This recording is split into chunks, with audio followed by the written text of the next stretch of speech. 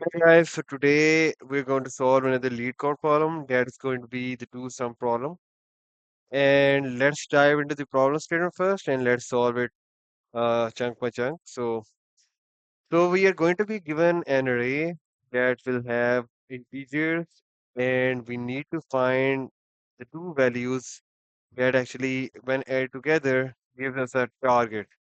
And also we need to return the indices instead of the regular numbers. So, for example, we have this array here. We have 2, 7, and 5, 15.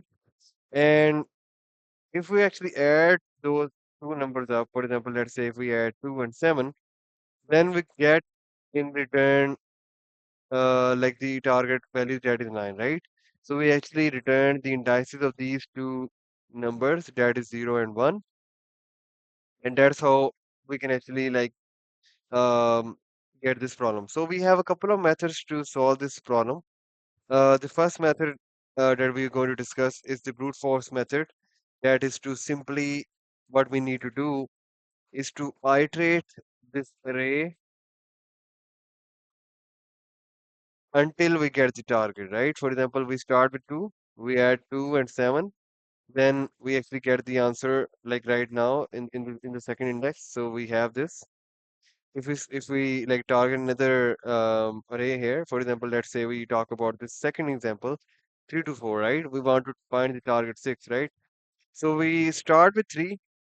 3 plus 2 is equal to 5. 3 plus 4 is equal to 7. We don't actually find the target. Then we start with 2. 2 plus 4 is equal to 6. We find the um, second and third element as the combination of the element that equals to the target, right? So in the like if let me just write this as brute force method here, brute force method, and here I can actually write brute force method as well. So in the brute force method, the time complexity is going to be O of n square, obviously, and the space complexity is going to remain O of 1 because we are not modifying anything, we are not storing any extra memory, we are just finding the target and sending the indexes over, right?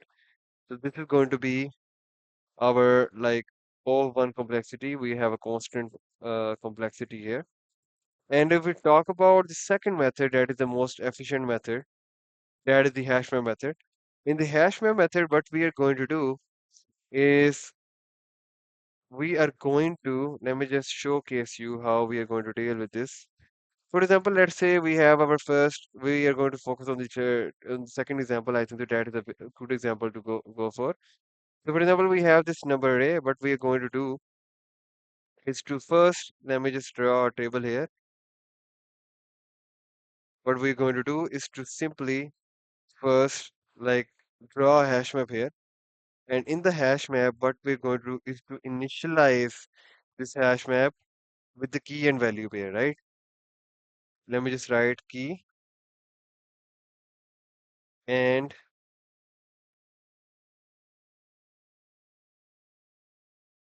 value.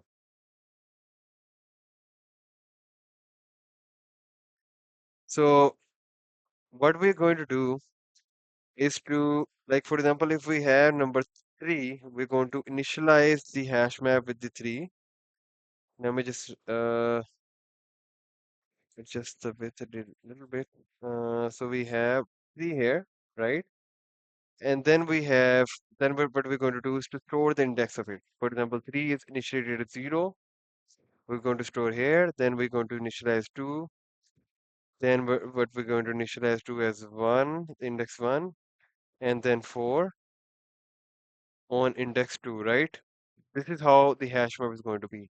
In the key section, we're going to initialize the array numbers, and in the values, what we're going to do is to initialize the indexes of these values, right? And then what we're going to do is to like iterate these like numbers again and try to find if we actually subtract, for example, let's say if I do this, we have this initialized, then what we're going to do is to simply,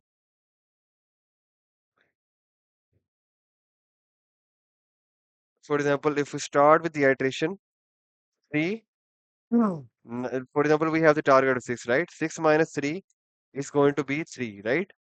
We are going to check if that 3 key is in our hash map. If that 3 key is in our hash map and it's not, for example, if the 3 key is in our hash map, and also thing is, uh, and also what we need to do is to check if that index is not comparable to our current index. For example, if I is not equal to our hash map key, right? Because we don't want to do that. We don't want to compare at the initial stage. For example, if we are on here, for example, if we find 3, 3 is our initial number. We cannot compare our same index with the same key value. We don't want to do that. We want to skip this and move forward, right? We want to check if that is not equal to our current like key value. So sorry, the value of the index. We want to iterate. We don't want to pick that value up. So we take a check regarding this and move forward, right? If we find an element, for example, if we reach 2 and 4, let me just write this here. I would say it would be a lot better.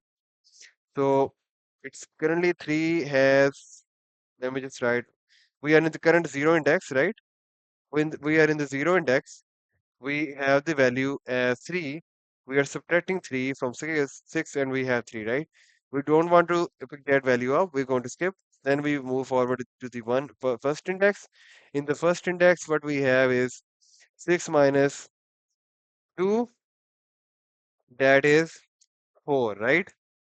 4 is in our hash set. We have 4 in our hash set. So what we're going to return is 1 and 2, right? So this is going to be our hash map algorithm. Very simple. And let's just go straight to the lead code section and let's solve this problem up.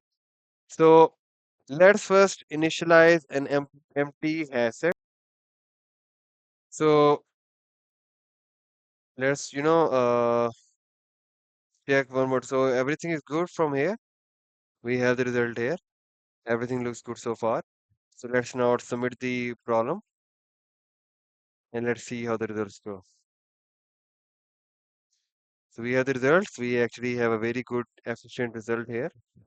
And hopefully you guys like the video. If you do like it, do subscribe to my channel and do provide some suggestions in the comment section below. So take care guys. Have a great day. Bye.